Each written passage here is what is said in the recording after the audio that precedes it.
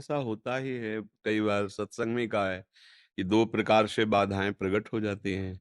एक तो कहो भारी अनुकूलता, जो आपकी रुकी हुई इच्छाएँ हैं, वो अनुकूल परिस्थिति पैदा कर दें जिससे आपका मन उसमें आसक्त हो जाए, आप प्रभु की तरफ ना चलें। एक इतना भयावह प्रतिकूलता पैदा कर दे कि आप डर जाओ, प्रभु की तरफ ना चलो। तो आपको डरना भी नहीं है और आपको झुकना भी नहीं किसी लोभ में। राधा, राधा, राधा, तो आप सारी बाधाएँ पार कर जाओगे। देखो, एक किसी भी डिपार्टमेंट में जब कोई जाता है, तो उसकी योग्यता बनाई जाती है। आप इतना पढ़े होना चाहिए, आप इतने ऐसे, ऐसे, ऐसे, फिर उसको पद दिया जाता है। ये भागवत पार्षद पद है। हरि पार्षद पद में पहुँचने के लिए संसार के समस्त दुखों को सहने की सामर्थ्य और संसार के किसी भोग में आकर्षित ना होने की सामर्थ्य, ये होनी ही चाहिए। अब इसके लिए प्रोसेस शुरू हुआ।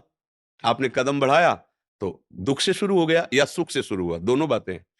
सुख से शुरू, अनुकूलता, अनुकूलता।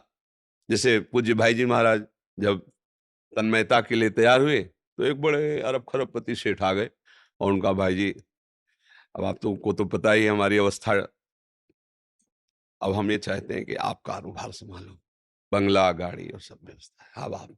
भाई जी ने कहा, नहीं, नहीं, नहीं, ये सब हमें नहीं चाहिए, हम तो जिस मार्ग में चले। कोई भी वासना आपके हृदय में यदि है, तो पहले अनुकूलता भेज दिए, लो भोगो इसको, काहे प्रभु की तरफ चलोगे, माया है ना। और अगर आप उससे हटे, तो फिर प्रतिकूल डराएगी, बिगड़ेगा कुछ नहीं, ये तो पक्का समझ लो। भगवान के आश्रय में अमंगल नहीं होगा, पर वो भय इतना लगेगा कि फिर लगेगा यार कैसे चल पाएंगे। जैसे अपने लोग थे ना, तो नई अवस्था थी, लोग कटुवचन बोलते थे, कई कई दिन भोजन नहीं मिलता था, गर्मी सर्दी, कोई प्रोत्साहन देने वाला नहीं था। इन लोगों से ये कहते, तुम लोगों को तो प्रतिपल प्रोत्साहन मिल रहा है, हम लोगों को प्रोत्साहन भी देना। बस एक निष्ठा थी कि मुझे भगवान से मिलना है, अब कुछ भी हो जाए, मुझे भगवत प्राप्ति करनी, कुछ भी हो जाए। तो हर दुख सहते हुए फिर आगे बढ़ने का बल मिला। और अगर हम पहले ही कह रहे दुख है, सर्दी, गर्मी, भूख, प्यास, चलो घर में तो कम से कम माता-पिता, परिवार वाले अच्छे से भोजन देते हैं, रहने को मिलता है। अब ऐसे तो फिर भाग जाना पड़ता।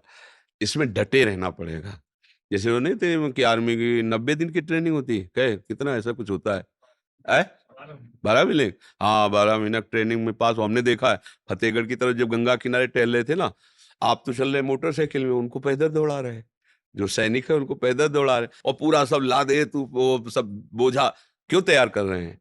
वो बहुत प्यार करते हैं भारत के नागरिकों से, ऐसा क्यों व्यवहार कर रहे हैं? इसलिए कर रहे हैं कि दुश्मन तुम्हें नहीं बख्शेगा। तुमको इतना बलवान बनना है कि हर व्यवस्था के साथ दुश्मन की छाती पे चढ़ बैठो, ऐसे भारतीय सैनिक बनो। ऐसे ही हमारे विपक्ष में है काम, क्रोध, लोभ, मोह, मद, मत्सर, तो इतना जला के तपा के बलवान बनाया जाएगा कि आपको ये शत्रु परास्त न कर पाए। अब चलना है तो फिर चलना ही ला। अब पहलवान बने और लंगोटा बांधा है तो फिर हर अंग तुम्हारा पक्का होना चाहिए। अगर कोई गड़बड़ हुआ तो हाथ पैर टूट जाएंगे। दूसरा जब पहलवान विपक्ष में लड़ेगा तो कसर थोड़ी रखेगा।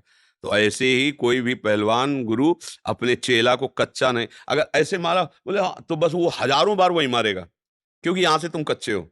और जब हजारों बार में तुम्हारी गर्दन पक्की हो गई, तो देखो पहलवान लोग या पैर के घुटने से यहाँ मारते हैं, मारते ऐसे, वो अपनी गर्दन। ऐसे ही भगवान का चेला भला कच्चा कैसे रह सकता है? आप चल रहे हो भगवान के पट्टा बनने के लिए, तो माया का हर प्रहार मुस्कुरा के सहने लायक भगवान बनाते। तो भाई अब इसमें तो रोना धोना नहीं होगा कि हमें बहुत कष्ट आ रहे हैं, हमारी बड़ी समस्या है। यही तो हमारी बहादुरी की, कष्ट और समस्याओं को झेलते हुए राधा, राधा, राधा आगे निकल गए, तो न कष्ट है न समस्या है। फिर आप भगवान के निजी पार्षद हो गए। या किसी भी भक्त का चरित्र आप बताओ जिसमें उसको कभी कष्ट न पड़ा हो। भक्त का, भगवान का चरित्र बताओ। देवकी वसुदेव जी के यहाँ पर ब्रह्म परमात्मा श्री कृष्ण आ रहे हैं, ऐसे हैं, ऐसे तो कोई माता पिता बच्चा जन्मता नहीं है। भगवान के माई बाप के हथकड़ी बेड़ी पड़ी, कंस के कारागार में राक्षसी स्वभाव वाले, कहीं किसी भी तरह की कोई अनुकूलता नहीं, वहां भगवान पैदा हो रहे हैं। अब आप देखो, महाराज चक्रवर्ती सम्राट हैं दशरथ जी, उनके आप हाहाकार मच गया।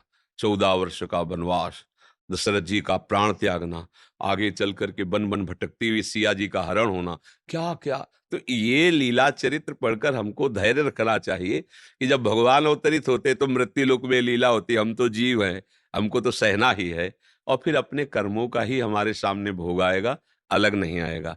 कोई न कोई हमारे कर्म है जो हमको विपत्ति दुख दे रहे हैं। सहते हुए राधा राधा जपो, आगे बढ़ो, पीछे मुड़ना नहीं। इस मार्ग में पीछे मुड़ने के लिए ही ये सब प्रेरित करेंगे। दुख सुख आकर के अरे छोड़ो, चलो संसार के नहीं, पीछे मुड़ गए तो फिर क्या रह गया। बहादुर वही जो कदम आगे बढ़ाता चला जाए। ये बड़ा वीर पथ है, भक्ति मार्ग बड़ा वीर पथ है। जी।